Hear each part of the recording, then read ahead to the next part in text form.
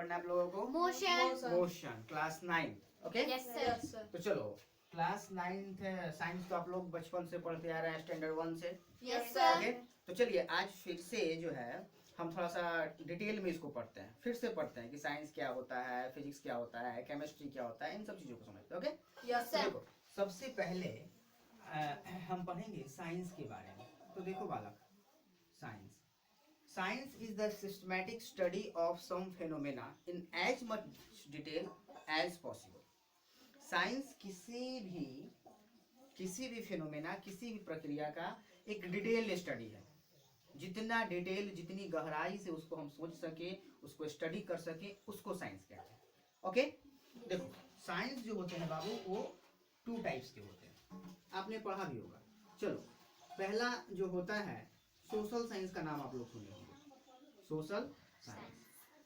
और सेकंड हम लोग पढ़ते हैं natural science, natural science.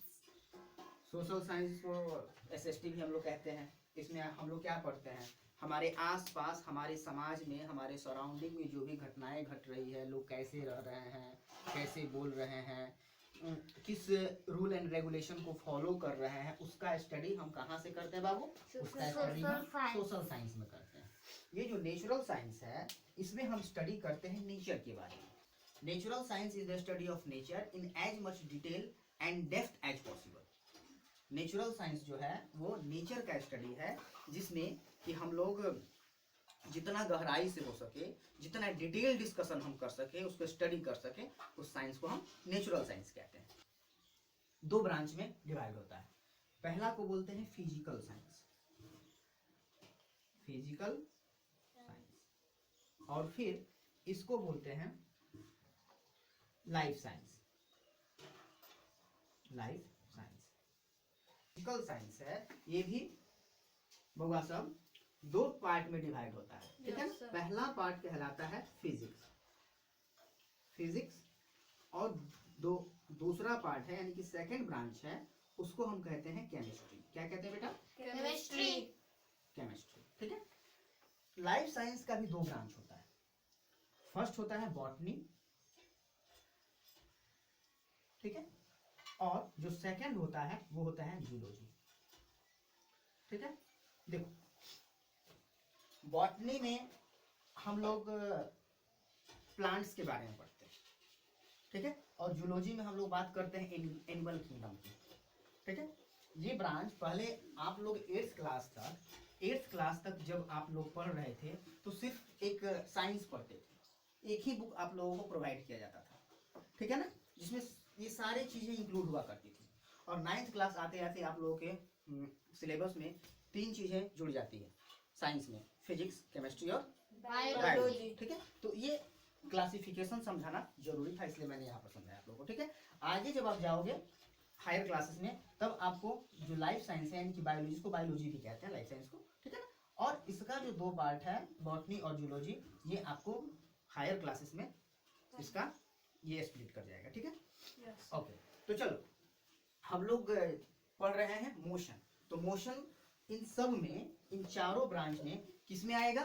Physics, ठीक है। तो चलो अब हम आते हैं फिजिक्स पर। अब हम जिस तरह से हमने साइंस को डिफाइन किया, वैसे हम फिजिक्स को डिफाइन करेंगे, ठीक है। तो फिजिक्स के बारे में क्या कहा? Physics is the branch of natural science in which we study about nature, natural phenomena and mathematical calculation of it. इसके मैथमेटिक्स के बारे में भी हम लोग पढ़ते हैं, ठीक है। आगे हम आपको पढ़ाएंगे मोशन है, फोर्स है, लॉज ऑफ मोशन है, उसके बाद क्या कहते हैं ग्रेविटेशन है, वर्क पावर एनर्जी है, इन सब चीज़ों के, उसके बाद लास्ट चैप्टर है साउंड है। इन सब चीज़ों में आप लोग पढ़ेंगे कि, और आप एक चीज़ कॉमन चीज़ देखेंगे कि हम लोग अब कैलकुलेट करेंगे। 9th 8th क्लास तक आपने सिर्फ चीज़ों को पढ़ा था, सिर्फ डेफिनेशन पढ़ा था और बस फिनोमेना को ऑब्जर्व किया था, लेकिन अब आप लोगों के फिजिक्स में, आप लोगों की साइंस में मैथमेटिक्स भी इंक्लूड होने जा रहा है। ओके, समझ रहे हैं आप लोग? Yes sir. आप गोविंद? Yes sir. आप Suhana? Yes sir. Riya? Yes sir. और आप सब? Yes sir. Okay, good. Is it clear to all? Yes sir. Good, very good. तो देखो, तो इसलिए यहाँ पर एक बात मैं आप लोगों से और कहना चाहूंगा, mathematics is the language of physics. क्यों? क्योंकि अब यहाँ से जो है फिजिक्स आप पढ़ोगे, जो भी आप थियोरी पढ़ोगे उसको आप मैथमेटिक्स में रिलेट करोगे, ठीक है ना, in the terms of mathematics आप उसको समझोगे। जैसे आपने सुना, जैसे कि बात मोशन की आ रही है तो पहले मैं मोशन को लेकर डिस्क्राइब करता हूँ। जैसे आप देख रहे हो रोड पर एक बच्चा दौड़ रहा है, उसके दूसरे साइड देख रहे हो एक साइकिल वाला साइकिल चला रहा है, फिर आप देख रहे हो एक कार वाला कार चला रहा है। अब सोचो कि एक बच्चे को जो दौड़ रहा है, एक साइकिल वाला जो साइकिल चला रहा है, एक कार वाला, अगर तीनों का रेस लगाया जाए तो क्या होगा? कौन जीतेगा, कौन हारेगा? कार वाला जीतेगा, ठीक है। तो यहाँ पर देखो आपने क्या देखा, तीनों दौड़ रहे हैं। यहाँ पर अब तक आप 8th क्लास तक पढ़ते हैं कौन तेज दौड़ रहा है, कौन स्लो दौड़ रहा है। अब आप पढ़ोगे कौन कितना स्लो दौड़ रहा है, कौन कितना तेज दौड़ रहा है, फास्ट दौड़ रहा है, ठीक है ना। तो इसको आप कैसे जानोगे? जब इसका आप मैथमेटिक्स करोगे, जब इसको आप कैलकुलेट करोगे, ओके। तो ये कैलकुलेशन सब यहाँ पढ़ना है, इसलिए हमने कहा mathematics is the language of physics. और ये फिजिक्स के बारे में मैंने आपको क्या बताया? Physics is the branch of natural science in which we study about nature, natural phenomena and its mathematical calculation. Okay? Yes, sir. तो चलो हम अब पढ़ते हैं अपने टॉपिक को, जो हमें पढ़ना है, एंड दैट इज मोशन। हम अपने आसपास बहुत सारी चीजों को देखते हैं। कुछ चीजें हमें रुकी हुई दिखाई पड़ती हैं, कुछ चीजें मोशन में दिखाई पड़ती हैं, कुछ चीजें ऐसी होती हैं जिसको हम जब चाहे मोशन में ला सकते हैं, जब चाहे उसको रोक सकते हैं, ठीक है। तो सबसे पहले ये मोशन क्या होता है इसके बारे में हम जानेंगे ना। Yes, तो sir. देखो, अगर कोई भी ऑब्जेक्ट कंटिन्यूअसली अपने पोजीशन में चेंजिंग ला रहा है, ठीक है, Yes, sir. With respect to any other stationary object. Stationary object बेटा उस ऑब्जेक्ट को कहते हैं जो कि एक जगह पर फिक्स रहता है, जैसे कि ट्रीज, जैसे कि बिल्डिंग्स, ठीक है। ये अपनी जगह से मूव नहीं कर सकते, एक जगह फिक्स रहते हैं। बात समझे? Yes, sir. ठीक है ना। तो Yes. इन स्टेशनरी ऑब्जेक्ट के रिस्पेक्ट में अगर कोई ऑब्जेक्ट मूव कर रहा है, कंटिन्यूअसली अपने पोजीशन को चेंज कर रहा है, उसको हम क्या कहेंगे? उस ऑब्जेक्ट को क्या कहेंगे बाबू? मोशन में कहेंगे। जैसे कि देखो, सपोज कि यहाँ पर एक पेड़ है, पेड़ तो फिक्स है अपनी जगह पर, Yes, sir. ये चल नहीं सकता, इमूवेबल है, मूवेबल नहीं है। और एक मान लो ये गोविंद है, ठीक है, गोविंद यहाँ पर खड़ा है, ठीक है। इस पेड़ से इसका डिस्टेंस जो है मान लो कि 5 मीटर है। कितना है? 5 5 मीटर। मीटर। 1 घंटा बीता, 2 घंटा बीता, 3 घंटा बीता, यहाँ पर एकदम खड़ा है, चुपचाप खड़ा है, तो ये क्या कहलाएगा? रेस्ट में कहलाएगा। क्यों? क्योंकि ये स्टेशनरी है, इमूवेबल है, और ये मूवेबल है, ये मूव कर सकता है, गोविंद दौड़ सकता है, चल सकता है, ठीक है। लेकिन यह अपनी जगह पर फिक्स है, तो इस कंडीशन में ये क्या कहलाएगा? ये रेस्ट में कहलाएगा। अंडरस्टैंड? Yes, sir. और जब क्या होता है कि अब इसका मन हुआ कि चलो अब हम चलते हैं, घूमते फिरते हैं, ये चलना शुरू करता है, ये ऐसे चलना शुरू करता है, और कंटिन्यूअसली इन दोनों के बीच का डिस्टेंस बढ़ते जाता है, ठीक है। पहले 5.1 मीटर, फिर 5.2 मीटर, फिर 5.3 मीटर, ऐसे करते करते करते करते मान लो कि यहाँ पर यह गोविंद जो है 6 मीटर तक आता है, और यहाँ पर आकर के गोविंद रुक जाता है, ठीक है। तो देखो, जब तक गोविंद मोशन में था, लगातार चल रहा था, जब तक गोविंद लगातार चल रहा था, इस दरमियान, इस समय, इस टाइम इंटरवल में, तब तक गोविंद मोशन में कहलाएगा, ओके। और यहाँ आकर के जब रुक गया है, इससे आगे नहीं बढ़ रहा है, फिर यहाँ बैठ गया है बेंच पर, तो क्या होगा कि इस गोविंद के और इस पेड़ के बीच का डिस्टेंस जो हो गया, फिक्स हो गया, ठीक है। तो अब क्या हुआ? पहले गोविंद मोशन में था, फिर रेस्ट में आ गया। तो इसलिए हमने कहा ए बॉडी और an object is said to be in the motion when it changes its position continuously with respect to any other stationary object taken as reference point। देखो बाबू, रेफरेंस पॉइंट हमने क्यों कहा? रेफरेंस पॉइंट आखिर क्या होता है? Reference point is that point with respect to which we observe any activity like motion, okay। यहाँ हम मोशन की बात कर रहे हैं, तो वहां पर हम क्या करेंगे, यहाँ पर एक्टिविटी क्या हो जाएगा हमारा, मोशन हो जाएगा। ठीक है, तो हमारा रेफरेंस पॉइंट जो था बाबू वो क्या था, ये पेड़ था, क्योंकि पेड़ अपनी जगह से मूव नहीं कर रहा। हमने क्या बोला, with respect to any other stationary object taken as reference point, ध्यान रहेगा, समझेंगे इस बात को। तो ये था आपका मोशन का डेफिनेशन, आपके बुक्स में भी है, आप लोग चाहो तो वहां से पेन डाउन कर सकते हो, लिख सकते हो। और देखो, रटने से ज्यादा जरूरी है समझना, फिजिक्स को रटने का प्रयास मत करो, ठीक है। फिजिक्स को समझो और बुक्स जितना हो सके उसको स्टडी करो, that will be sufficient. Okay, चलो मोशन के बारे में हम लोगों ने पढ़ा, ठीक है। Yes, मोशन के बारे में, मोशन को पढ़ने के बाद अब इसकी देखो, इसके बहुत सारे टाइप्स होते हैं। जैसे फर्स्ट है लीनियर मोशन,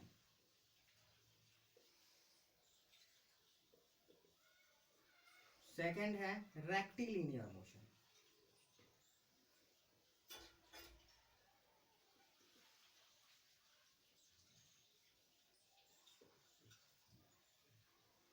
थर्ड है circular motion,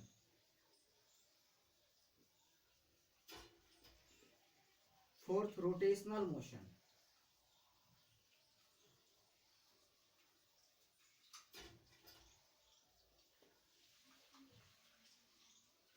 five oscillatory motion, circular motion, periodic motion,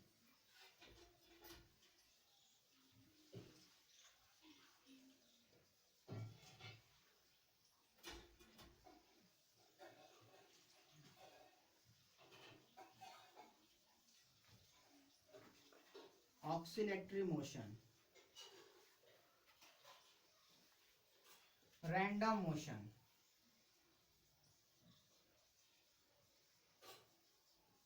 random motion.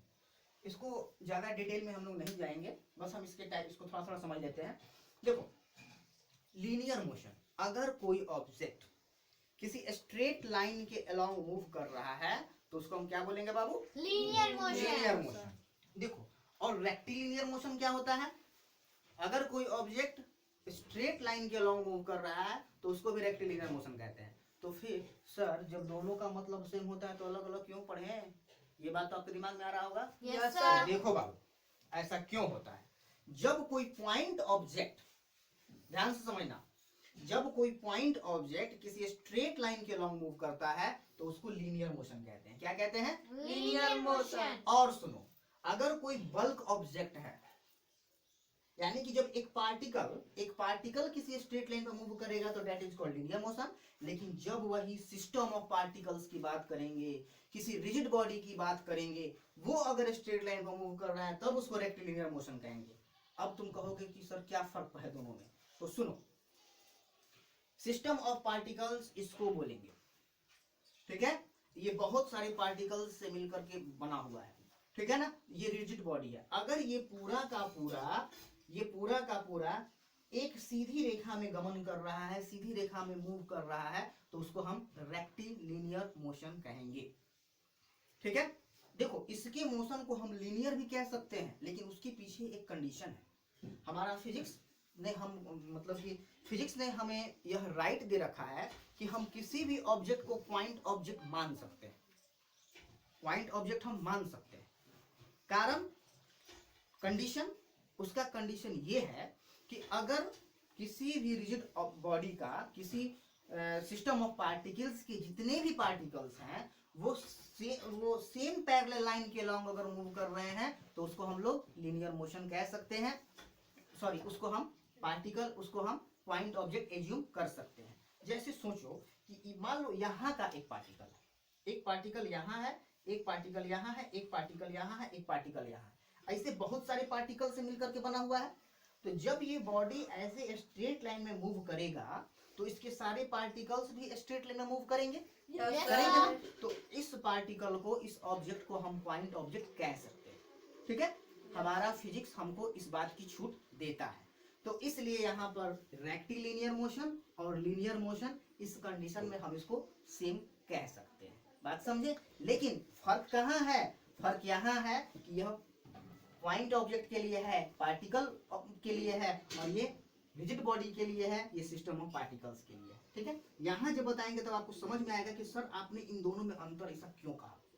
ठीक है ना बाबू। तो चलो देखो, अब है सर्कुलर मोशन। सर्कुलर मोशन में क्या होता है कि अगर कोई ऑब्जेक्ट किसी सर्कल में मूव करे, किसी सर्कल के पेरीफेरी पर मूव करे, तो वो क्या कहलाएगा बुआ? Circular motion. ठीक है, पूरा का पूरा ऑब्जेक्ट सर्कल पर मूव करेगा। ये देखो, ये हमने क्या बताया, सिस्टम ऑफ पार्टिकल्स बताया ना। चलो इसको मैं दिखाता हूं। ये एक सर्कल है, ठीक है, ये डस्टर ये ऐसे मूव कर रहा है। ठीक है, ऐसे मूव कर रहा है, समझ में आ रहा है ना। तो ये इसका जो मोशन कहलाएगा सर्कुलर मोशन कहलाएगा। तो फिर रोटेशनल मोशन क्या है? देखो, सर्कुलर मोशन में पूरा का पूरा ऑब्जेक्ट, पूरा का पूरा पार्टिकल पूरा का सर्कल में मूव करता है। लेकिन जब हम बात करते हैं रोटेशनल मोशन का, तो देखो बाबू यहाँ पर क्या होगा। अच्छा, इसको ले लेना, थोड़ा सा चौड़ा है, आप लोगों को समझ में ज्यादा अच्छा आएगा। ठीक है, देखो रोटेशन में क्या होगा कि ये ऑब्जेक्ट हमने ऐसे पकड़ा और ये ऐसे घुमाया, तो ये क्या कर रहा है? रोटेट कर रहा है। आपने लट्टू देखा होगा ना, टॉप लट्टू घूमता है, घूमता है, फैन है, फैन घूमता है। क्या होता है? एक छोटा सा एक एक्सिस होता है, एक एक्सिस होता है, उस एक्सिस के अलोंग वो मूव करता है। तो यहाँ देखो, अगर हमने इसको ऐसे रखा और ऐसे घुमाया, ऐसे हमने घुमाया, तो आप देख रही होंगी कि ये इस लाइन के अलोंग मूव कर रहा है, यानी कि इसका एक्सिस ऑफ रोटेशन यहाँ होगा। होगा ना। अब देखो, तो अब समझो इस बात को कि यहाँ पर जब ये ऑब्जेक्ट मूव कर रहा है तो एक्चुअली हो क्या रहा है। अब इसमें भी ये भी बहुत सारा ऑब्जेक्ट पार्टिकल से मिलकर के बना हुआ है। तो इस रोटेशन में क्या होते हैं कि जितने भी ऑब्जेक्ट के पार्टिकल्स होते हैं वो अलग अलग सर्किल में, कंसेंट्रिक सर्कल में मूव करते हैं। इस चीज को समझो। देखो, मान लो कि यहाँ पर एक पार्टिकल बाबू यहाँ है, दूसरा यहाँ है, तीसरा यहाँ है, चौथा यहाँ है, पांचवा यहाँ है। व्हाइट वाले पर मैंने लगाया, आपको दिखाई देगा। ठीक है ना, एक यहाँ है और एक यहाँ।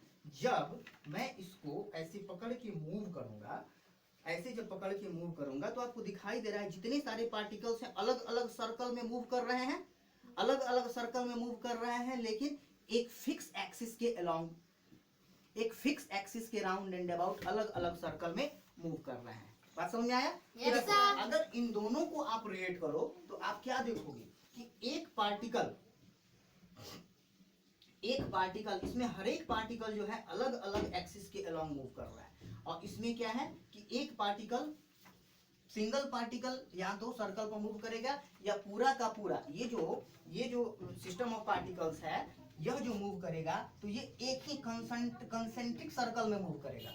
ये सिस्टम ऑफ पार्टिकल्स है ना। और हमने क्या कहा, इसको हम पार्टिकल के रूप में भी हम समझ सकते हैं। सिस्टम ऑफ पार्टिकल है, इसको हम एक पार्टिकल के रूप में रिप्लेस कर सकते हैं जब इसके सभी के सभी पॉइंट्स एक ही पैरेलल लाइन में मूव करें। ठीक है, आप कहोगे कि सर यहाँ पर पैरेलल लाइन कहाँ है? तो सुनो, यहाँ पर पैरेलल लाइन नहीं है बाबू, तो भी क्या होता है कि जब इस सारे पार्टिकल्स को हम एक साथ घुमाएंगे ऐसे ऐसे, तो क्या होंगे कि सारे के सारे पार्टिकल्स बहुत सारे कंसेंट्रिक सर्कल बनाएंगे। बात समझ में आ रहा है? Yes, तो अगर बहुत सारे पार्टिकल्स, इन दोनों में रिलेशन में बता रहा हूं, अगर बहुत पूरा सिस्टम ऑफ पार्टिकल्स जो है उनके सभी पार्टिकल्स कंसेंट्रिक सर्कल में मूव कर रहे हैं, तो क्या कहलाएगा? Circular motion. और अगर सिस्टम ऑफ पार्टिकल्स के जितने भी पार्टिकल्स हैं वो एक एक्सिस के अलोंग डिफरेंट सर्कल में मूव कर रहे हैं, रोटेशनल मोशन कहलाएगा। अब देखो, पीरियोडिक मोशन किसको कहेंगे? एक ऐसा मोशन जो एक फिक्स टाइम इंटरवल के बाद रिपीट कर रहा है, that is called periodic motion. ठीक है, जैसे दिन और रात का होना पीरियोडिक मोशन है। Yes. पेंडुलम जो होता है, जैसे कि, या फिर आप ऐसे कह सकते हो, हम लोग का जो वॉच होता है उसके सेकंड और मिनट के सुई का जो मोशन होता है उसको भी हम पीरियोडिक मोशन कह सकते हैं। हर एक मिनट के बाद सेकंड की सुई अपने एक फिक्स, मतलब मान लो कि हम जो है 12, जब सेकंड की सुई 12 पर आया उस समय हमने मोशन ऑब्जर्व किया, तो 1 मिनट के बाद फिर ये कहाँ होगा? यहाँ। ठीक है, उस तरह घंटे की सुई के साथ भी होता है। उस तरह से मिनट की सुई के साथ भी होता है। तो क्या इसके मोशन को हम पीरियोडिक मोशन कह सकते हैं? बिल्कुल कह सकते हैं। तो देखो अब आया ऑक्सीलेटरी मोशन। ऑक्सीलेटरी मोशन में क्या होगा कि ऑब्जेक्ट जो होगा अपने मिड पॉइंट के ट्रू एंड फ्रो मोशन करेगा, जस्ट लाइक पेंडुलम। पेंडुलम में क्या होता है, ये बॉब होता है, और यह जो होता है अपने इस फिक्स मिड पॉइंट से, इसको मिड पॉइंट बोलते हैं, मिड पॉइंट से एक्सट्रीम पॉइंट्स की तरफ मूव करता है।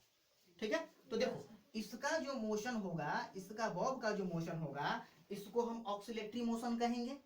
ठीक है, और क्या इसके मोशन को हम पीरियोडिक मोशन बोल सकते हैं? क्योंकि ये जो बॉब होगा, ये बॉब खास एक फिक्स टाइम इंटरवल में यहां से यहां आएगा, फिर यहां से यहां आएगा। बात समझे? तो इसमें क्या होगा, इसका जो झूलना होगा वो कहलाएगा ऑक्सीलेटरी मोशन, और इस बॉब का इस वन एक्सट्रीम पॉइंट से दूसरी एक्सट्रीम पॉइंट पर जाने का जो प्रोसेस होगा वो हमारा पीरियोडिक मोशन। अब लास्ट जो आता है बाबू वो है रैंडम मोशन। रैंडम मोशन में क्या होगा, just like a motion of fly, कोई फिक्स डायरेक्शन नहीं होगा। इसमें जो होगा रैंडम मोशन एग्जीबिट करने वाले जो भी पार्टिकल्स होंगे उनका कोई डायरेक्शन फिक्स नहीं होगा। बात समझ में आया ना? कभी किसी डायरेक्शन में मूव कर सकता है, वो उसके ऊपर डिपेंड करेगा। जैसे कि मक्खी है, अब यहाँ बैठा, फिर वहां बैठा, फिर वहां बैठा, फिर वहां बैठा, फिर ऐसे इधर बैठा। ठीक है ना? तो इसके मोशन को हम क्या बोलेंगे बाबू? Random motion. ठीक है, आप लोगों को इतना समझ में आया? Yes sir. कोई ऐसा पॉइंट जो आपको समझ में नहीं आया? No sir. All clear? No sir. Okay, is it clear to all? Yes sir. Good. तो आज की क्लास में बस इतना ही रहने देते हैं। Okay, yes sir. Thank you sir. Thank you